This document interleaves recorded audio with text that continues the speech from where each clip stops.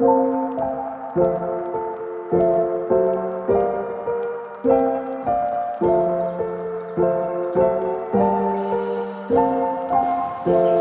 Swastiastu. Baik, di video kali ini saya akan menjelaskan tentang penggunaan teknologi dan dampaknya terhadap bahasa Indonesia. Teknologi Informasi dan Komunikasi atau TIK telah membawa perubahan besar dalam kehidupan manusia, termasuk dalam penggunaan bahasa Indonesia. Perkembangan teknologi, terutama internet dan media sosial, telah menciptakan media baru untuk berkomunikasi dan berinteraksi, dampak signifikan terhadap dinamika bahasa Indonesia. Namun, dampak ini bersifat ganda, menawarkan peluang perkembangan sekaligus ancaman kemunduran. Yang pertama ada dampak positif. Dampak positif yang pertama ada perluasan akses dan jangkauan. Teknologi memungkinkan penyebaran informasi dan pengetahuan berbahasa Indonesia ke seluruh penjuru dunia.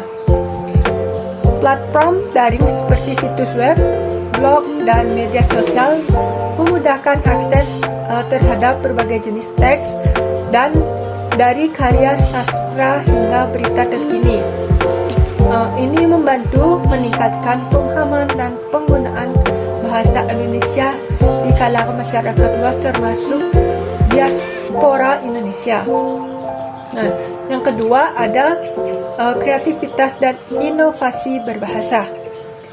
Munculnya bahasa gaul daring, meme, dan berbagai bentuk komunikasi kreatif lainnya menunjukkan adaptasi bahasa Indonesia terhadap teknologi. Penggunaan emoji, GIF, dan stiker juga memperkaya ekspektasi dan nuansa dalam komunikasi digital. Ini menunjukkan fleksibilitas dan daya adaptasi bahasa Indonesia yang tinggi.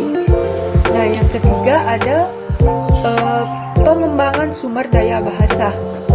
Nah, teknologi membantu dalam pengembangan kamus daring, alat bantu penerjemah, dan perangkat lunak pemrosesan bahasa alami atau NLP.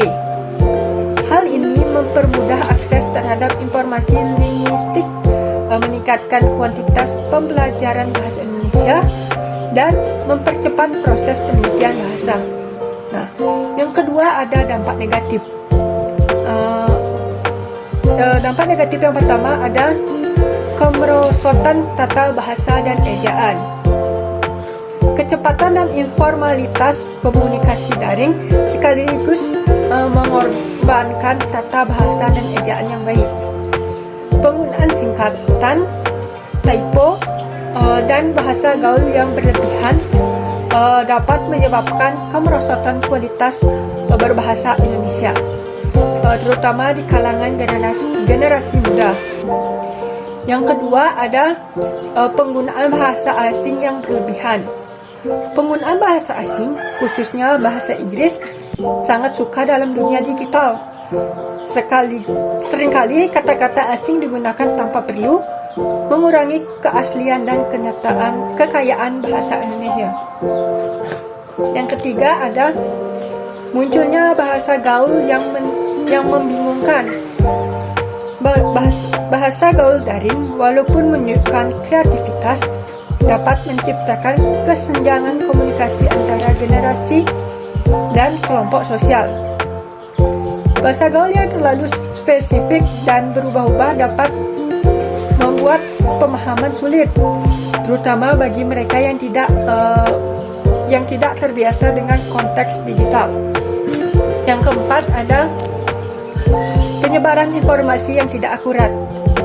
Kemudahan akses informasi di internet juga berisiko menyebarkan informasi yang tidak akurat, berpotensi merusak pemahaman dan penggunaan bahasa Indonesia yang benar. Hoax dan ujaran kebencian yang tidak luas dapat mempengaruhi persepsi dan pemahaman masyarakat terhadap bahasa Indonesia.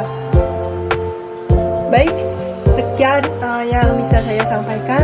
Saya tutup dengan